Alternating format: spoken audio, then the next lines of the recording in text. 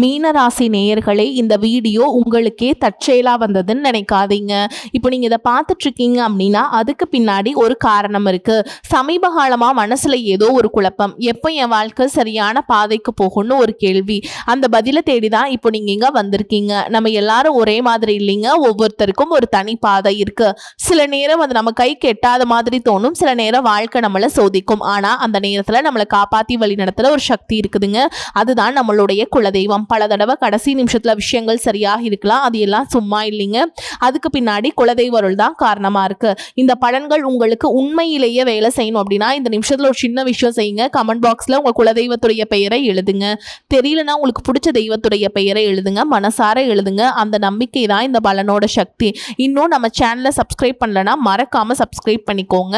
அப்படியே பக்கத்தில் இருக்கக்கூடிய பெல் ஐகானையும் கிளிக் பண்ணிக்கோங்க. வாங்க வீடியோக்குள்ள போலாம்.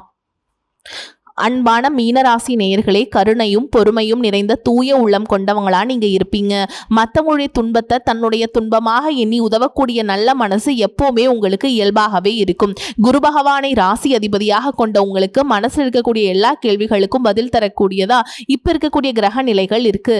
குடும்பம் மற்றும் தொழில எப்பவுமே உங்களுக்கு நல்ல முன்னேற்றம் கிடைக்கும். நீண்ட நாட்களா நீங்க திட்டங்கள் எல்லாம் போட்டு வச்சுட்டு இருந்திருப்பீங்க, அதுவெல்லாம் எப்ப நடக்கும்? நீங்க எடுக்கக்கூடிய முடிவுகள் சரியாக இருக்குமா அல்லது தவறா இருக்கா? நீங்க நம்பிய மனிதர்கள் உங்களுக்கு உண்மையா இருப்பாங்களா அப்படின்னு சில குழப்பமான சூழல் இருந்திருக்கும். எல்லா இடத்துலையுமே நீங்க சரியானவங்களா இருந்தாலும் உங்களை சுத்தி நடக்கிற விஷயங்களால தான் உங்களுடைய சந்தோஷத்தையும் நிம்மதியும் பாதிக்குதுங்க. உங்களை பொறுத்த வரைக்கும் ஒரு உண்மையான விஷயம் என்ன அப்படின்னா, எல்லாருக்கும் நீங்க சிரிச்ச முகத்தை தான் காட்டுவீங்க, ஆனா யார்கிட்டயுமே உங்களுடைய கவலைகளை சொல்ல மாட்டீங்க. அதனாலேயே மற்றவங்க எல்லாரும் உங்களுக்கு எந்த ஒரு துன்பமும் இல்லை, பிரச்சனை இல்லை, மகிழ்ச்சியாக இருக்கிறீங்க, இவங்கள மாதிரி வாழணும் அப்படிங்கிற மாதிரி ஒரு கருத்தை வச்சுருப்பாங்க. இனி வரக்கூடிய நாட்களில் நீண்ட நாளாக நீங்கள் காத்திருந்த ஒரு விஷயம் நடக்க போகுது.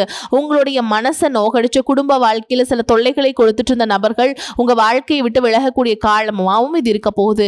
மேலும் நீங்கள் எந்த இடத்துல எச்சரிக்கையாக இருக்கணும், எந்தெந்த முடிவுகளை நிதானமாக எடுக்கணும் அப்படிங்கிறதையும் இந்த வீடியோ பதிவில் பார்க்க போகிறோம். மீனராசி பூரட்டாதி நட்சத்திரம் 4ஆம் பாதம், உத்திரட்டாதி நட்சத்திரம், ரேவதி நட்சத்திரம்ல இருக்கவங்களுக்கு கிரக நிலைகள் எப்படி இருக்கு அப்படின்னு பார்த்தீங்கன்னா, ராசி ஸ்தானத்துல சனியும், சகோதர ஸ்தானத்துல செவ்வாயும், சுகஸ்தானத்துல புதனும், புத்திரஸ்தானத்துல சூரியனும் குருவும், சத்துருஸ்தானத்துல சுக்கிரனும் கேதுவும், அயன சயன போகஸ்தானத்துல ராகுவும் இருக்கிறதுனால உடன் பிறந்தவங்க வழியில சின்ன சின்ன கருத்து வேறுபாடுகள் ஏற்பட்டு நீங்க போகுது.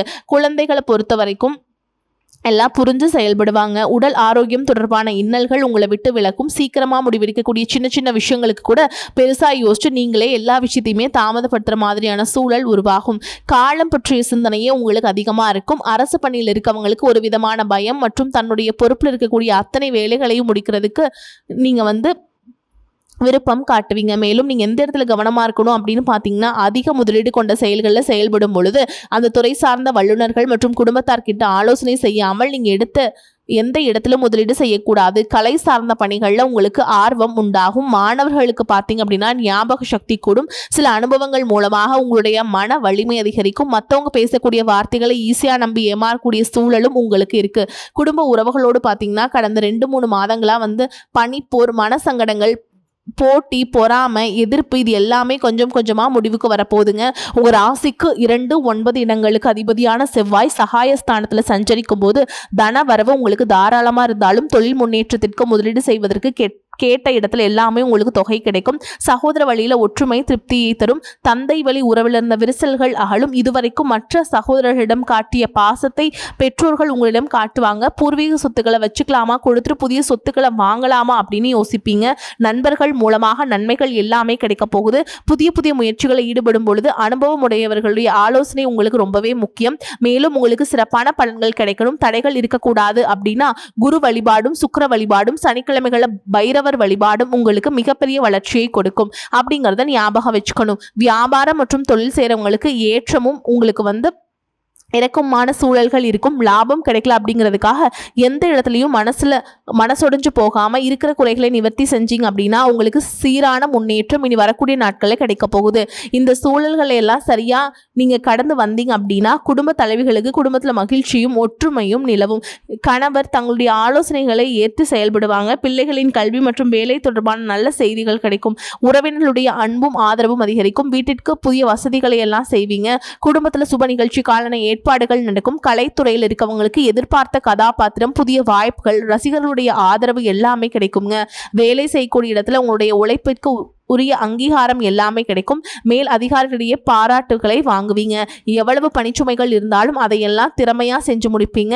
இன்னும் சிலருக்கு பார்த்தீங்கன்னா உங்க வாழ்க்கையில வரக்கூடிய உறவு யாரு அப்படிங்கிற சந்தேகம் இருக்கும். சிலருக்கு காதலா, சிலருக்கு திருமணமா அப்படின்னு நினைப்பீங்க. ஆனா வாழ்க்கையில உறவு அப்படின்னா அதுக்கு ஒரே ஒரு அர்த்தம் மட்டும் இல்லைங்க. சிலருக்கு பல வருடங்களா பேசாம இருந்த ஒரு சொந்தம் மீண்டும் தொடர்பு கொள்வாங்க. சிலருக்கு பார்த்தீங்கன்னா ஒரு நல்ல நண்பர் சரியான நேரத்துல தைரியம் கொடுத்து உதவிகளை செய்வாங்க. சிலருக்கு வேலை மற்றும் தொழில ஒரு முக்கியமான நபர் அறிமுகமாகி அவருடைய தொழிலுக்கு மிகப்பெரிய முன்னேற்றத்தை கொடுக்கக்கூடிய நபரா மாற போறாருங்க. திருமண வயதில் இருக்கவங்களுக்கு பார்த்தீங்கன்னா புதிய வரன் அல்லது வாழ்க்கை துணை பற்றி அறிகுறியாக கூட இருக்கலாம்ங்க. ஏற்கனவே திருமணமானவங்களுக்கு கணவன் மனைவிக்கிடையே இந்த மனக்கசப்புகள் குறைஞ்சு மீண்டும் நெருக்கம் உருவாகக்கூடிய காலமாகவும் இருக்கும். குடும்பத்துல பிரிஞ்சிருந்த ஒருவர் மீண்டும் இணைவதாக கூட இருக்கலாம். இதுல முக்கியமா நீங்க எந்த விஷயத்தை புரிஞ்சுக்கணும் அப்படின்னு பாத்தீங்கன்னா எல்லா உறவுகளும் நம்ம கிட்ட நிரந்தரமா இருக்க போறதில்ல. சிலர் நம்ம வாழ்க்கையில ஒரு பாடத்தை கத்துக் கொடுக்க வருவாங்க. சிலர் நம்ம கூட ஒரு பேருந்து பயணம் செய்யக்கூடிய ஒரு பயணியை போல வருவாங்க. இன்னும் சிலர் பார்த்தீங்கன்னா நமக்குள்ள இருக்கக்கூடிய திறமைகளை வெளிக்கொண்டு வரக்கூடிய ஆசானாகவும் இருப்பாங்க. அதனால புதிய நபர்கள் உங்க வாழ்க்கையில வரும்பொழுது எந்தவித எதிர்பார்ப்புகளையும் அவங்க மேல சுமத்தாம எப்பயும் போல அவங்களுடைய இயல்பான குணத்துல நீங்க இருங்க. இந்த காலகட்டத்தில் பார்த்தீங்கன்னா உங்களுடைய அணுகுமுறை ரொம்பவே முக்கியம். யாராவது என்னை தேடி வரட்டும் அப்படின்னு காத்திருக்கிறத விட நீங்களும் நல்ல ஒரு உறவுகளாக இருக்க தயாராக இருக்கணும். ஒரு சின்ன ஃபோன் கால் அல்லது ஒரு சந்திப்பு, ஒரு சின்ன பேச்சுவார்த்தை கூட உங்களுடைய வாழ்க்கையில் அடுத்த அத்தியாயத்தை ஆரம்பிக்க காரணமாக இருக்கலாம். அதனால் பலன்களில் சொல்லக்கூடிய உறவு அப்படிங்கிறது ஒரே மாதிரியான பலன் இல்லை. உங்களுடைய வயது, குடும்ப நிலை, வேலை, திருமண வாழ்க்கை எல்லாத்தையும் பொறுத்து உங்களுக்கான பலன்கள் மாறுபடும். குடும்ப உறவுகள் மற்றும் நண்பர்களோட சின்ன சின்ன மனக்கசப்புகள் ஏற்பட்டு பிரிஞ்சு போயிருக்கிறதும், தொழில் மற்றும் வியாபாரத்தில் ஏற்பட்ட நஷ்டம் காரணமாக மன அழுத்தம் இருக்கிறதும், நீங்கள் எந்த ஒரு நல்ல விஷயத்தை செய்யணும் அப்படின்னு நினைக்கும் போதெல்லாம் அதில் ஏதாவது ஒரு தடைகள் ஏற்பட்டு நம்மளுடைய வாழ்க்கை எப்போ நல்லபடியாக மாறும், நல்லது எப்போ நடக்கும் அப்படின்னு ரொம்பவே எதிர்பார்த்து காத்துட்டு இருந்திருப்பீங்க. நீங்கள் என்னதான் நல்ல விஷயங்களை நினைச்சாலும், நல்லதையே மற்றவங்களுக்கு செஞ்சாலும் உங்களுக்கு தொடர்ச்சியாக கஷ்டங்களும் பிரச்சனைகளும் மாறி மாறி வந்துக்கிட்டு தான் இருக்குது.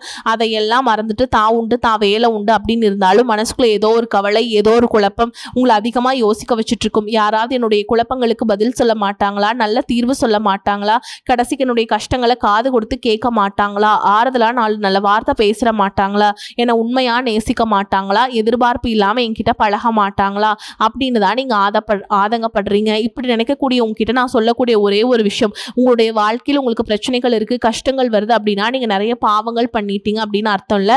நீங்க தவறான நபர் அப்படின்னும் அர்த்தம் இல்லை. இந்த வாழ்க்கை உங்களுக்கு சில பாடங்களை கற்றுக் கொடுக்குது அப்படிங்கிறத நீங்க உணர்ந்துக்க வேண்டிய காலம். சாதாரணமா எல்லாரும் சொல்லலாம் நல்லது செஞ்சா இங்க காலம் இல்லை அப்படின்னு நினைப்பாங்க. நம்ம நல்ல விஷயத்தை எப்ப செஞ்சாலும் அதற்கான பலன்கள் உடனே கிடைக்கலனாலும் அது காலதாமதமாக தான் கிடைக்கும் அப்படிங்கிறத நீங்கள் புரிஞ்சுக்கணும். கெட்ட பேர் வாங்குறது ரொம்ப ஈஸிங்க, சில நிமிஷத்தில் நடந்துடும். ஆனால் நல்ல பேர் வாங்குறதுக்கு ரொம்ப வருஷம் ஆகும். அதனால் எப்போவுமே எதிர்பார்ப்புல குறைச்சிக்கிட்டு எப்பவும் போல இயல்பாக இருக்க நீங்கள் பழகிக்கணுங்க.